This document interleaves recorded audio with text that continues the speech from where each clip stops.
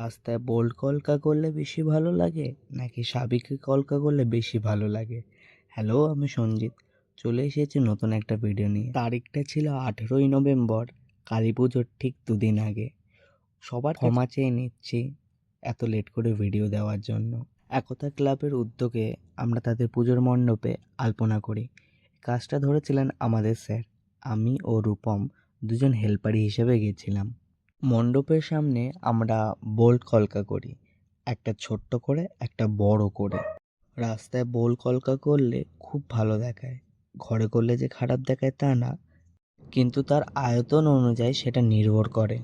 এখন যদি আমি নিখুঁত বা সাবেকি কলকার মতন কিছু আলপনা করি রাস্তায় নিখুঁত, তাহলে সেটা কি চোখে পড়বে? তেমন একটা তো চোখে পড়বে না, কাছ থেকে হয়তো খুব ভালোই দেখাবে। তো দূর থেকেও যাতে ভালো দেখায় সেই হিসাবে আমরা বোল্ড আলপনাটাই করেছিলাম।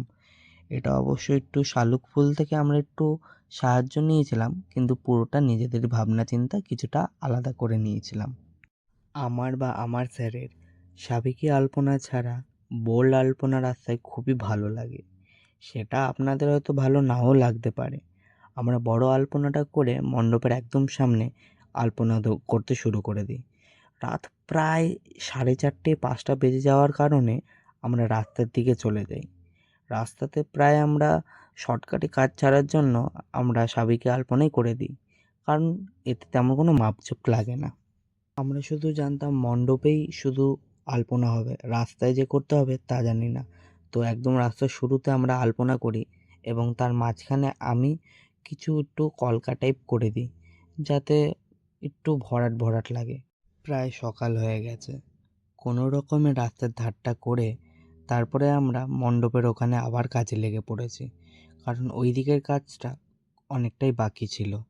রূপমের কালার ভরতে ভরতে আমি চলে গেছিলাম স্যারের কাছে। বড় আলপনাটা কেন জানি না আমার কাছে একটু খালি খালিই লাগছিল, এর মধ্যে আর একটু কিছু অ্যাড করলে হয়তো ভালো লাগবে। তারপর আমরা টুকটাক কালার করে তারপরে কিছু এক্সট্রা অ্যাড করে আমি সামনেরটায় কালার ভরতে চলে গেছিলাম, আর স্যার আর রূপম একটু ডিজাইন করে দিচ্ছিল বড় আলপনাটায়।